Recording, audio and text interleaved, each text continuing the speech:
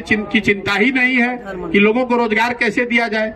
रोजगार के नाम पर कुछ नौकरियों का सर्टिफिकेट का बांटा जाना, उससे तो बिहार में नहीं रोजगार खत्म होगा, रोजगार आएगा। 13 करोड़ लोगों की जनसंख्या में अगर आप 2 लाख लोगों को सरकारी नौकरी दे भी दें, उससे बेरोजगारी थोड़ी ना दूर हो जाएगी। सरकार के पास बेरोजगारी को दूर करने के लिए कोई प्लान है ही नहीं, तो होगा कैसे?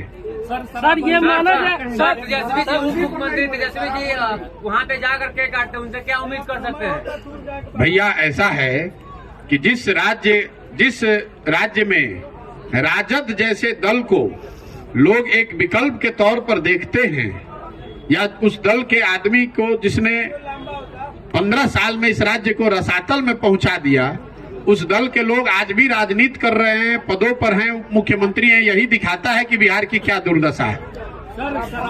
आप उनसे क्या अपेक्षा करते हैं? आप तेजस्वी यादव से क्या अपेक्षा करते हैं? वो जाकर यही करेंगे, इससे ज्यादा उनसे क्या अपेक्षा आप कर सकते हैं? जी, सब लोग कहते हैं कि रोजगार नहीं है बिहार में और रोजगार लेकिन रोजगार को लेकर क्या होगी विधानसभा में नीतीश कुमार ने शराबबंदी पर रोज बात होती है, रोजगार सर देखिए, शराबबंदी में पर मेरी राय पहले दिन से जो है बिल्कुल स्पष्ट है कि इस नीति को हटाया जाना चाहिए। शराबबंदी लागू करना गलत है। पहले ये भाजपा वाले जो नीतीश जी के साथ थे तब शराबबंदी के सपोर्ट में थे। तेजस्वी यादव चिल्ला रहे थे कि नीतीश कुमार शराब माफिया को बढ़ा रहे हैं। आज तेजस्वी यादव बगल में बैठ के मुस्कुरा रहे हैं, भाजपा वाले चिल्ला रहे हैं। ये महिलाओं के वोट के डर से उनके दिमाग में जो बना हुआ है कि शराबबंदी के विरोध में बोलेंगे तो महिलाओं का वोट नहीं मिलेगा। मैं आपको कैमरे पर इतने पत्रकारों के सामने रोज कह रहा हूं, बिल्कुल शराबबंदी गलत है, इसको हटाया जाना चाहिए, वोट मिले या न मिले। और इसकी वजह यह है कि दुनिया में कोई कहीं प्रमाण ऐसा नहीं है कि किसी देश ने, किसी राज्य ने, किसी समाज ने शराबबंदी के जरिए अपना आर्थिक सामाजिक उत्थान किया हो। तो बिहार में जो लोग आका बैठे हुए हैं, सरकार चला रहे हैं, ये दुनिया भर के सारे लोगों से ज्यादा होशियार लोग नहीं है। अगर लोगों को ऐसी समझ होती कि शराबबंदी से ही सामाजिक आर्थिक विकास हो सकता था तो दुनिया के कई देशों में ये प्रयोग किए गए होते। जहां पर भी प्रयोग किए गए, लोगों ने माना कि इसका कोई फायदा नहीं, नुकसान बहुत है। आप बिहार में देख रहे हैं कि शराबबंदी कहीं लागू है नहीं। मैं 1200 गांव में जाने 1200-1500 गांव में जाने के बाद बिल्कुल विश्वास से कह सकता हूं कि हर गांव में शराब उपलब्ध है, घर घर होम डिलीवरी हो रही है।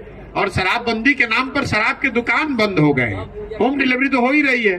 शराब के दुकान बंद होने से बिहार को 20,000 करोड़ रुपए का हर साल का राजस्व का नुकसान हो रहा है। इस राजस्व के आंशिक भरपाई के लिए आपसे हमसे रजिस्ट्री का बढ़ा हुआ दर लिया जा रहा है। बिहार में रजिस्ट्री देश में सबसे महंगी है। पेट्रोल डीजल यूपी जैसे राज्य के मुकाबले 8 से 10 रुपए लीटर ज्यादा महंगा है। क्यों? क्योंकि शराबबंदी से जो आर्थिक नुकसान हो रहा है उसकी भरपाई इन टैक्स के जरिए की जा रही है। और आर्थिक नुकसान के अलावा जो सामाजिक इसका पहलू है, बड़ी संख्या में जो युवा है वो शराब माफिया से जुड़ गया, वो शराब के धंधे में लिप्त है, वो शराब का अवैध कारोबार कर रहा है।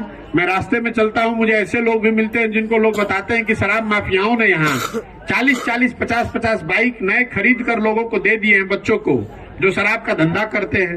लोग शराब के अलावा अन्य कई तरह के नशे में लिप्त हो गए हैं। और जिन महिलाओं के नाम पर इसको किया गया है, सबसे ज्यादा प्रताड़ित तो वही महिलाएं हैं। जिन गरीब घर के लोगों को शराब के नाम पर, शराबबंदी के नाम पर पकड़ा जा रहा है, एक बार वो पुरुष पकड़ा गया तो उन घर की महिलाओं को थानों के, वकीलों के चक्कर लगाने पड़ते हैं। और कुछ ऐसे समाज है जो लोग, जैसे मान लीजिए जो लोग पासी समाज के लोग हैं, मुझे रास्ते में कई जगह लोग मिले जहां महिलाएं ये बताती हैं कि उनके साथ किस तरह से पुलिस आकर उनके घरों में बदतमीजी कर रही है। मुसहर समाज के लोग बता रहे हैं कि उनके घर की महिलाओं को लाकर लोग पुलिस थाने में बैठा लेती है ताकि शराब में जुड़े, उनकी पुलिस की नजर में जो शराब से के कारोबार में जुड़े हुए लोग हैं उनको सरेंडर कराया जा सके। तो महिलाओं का कोई फायदा नहीं है, आर्थिक नुकसान अलग है, युवाओं को आप अलग बर्बाद कर रहे हैं। और पूरा प्रशासन जो है शराबबंदी के नाम पर अपना काम छोड़कर शराबबंदी लागू करना, शराबबंदी छुपाना, शराबबंदी से वसूली करना, इसी काम में लगा हुआ है।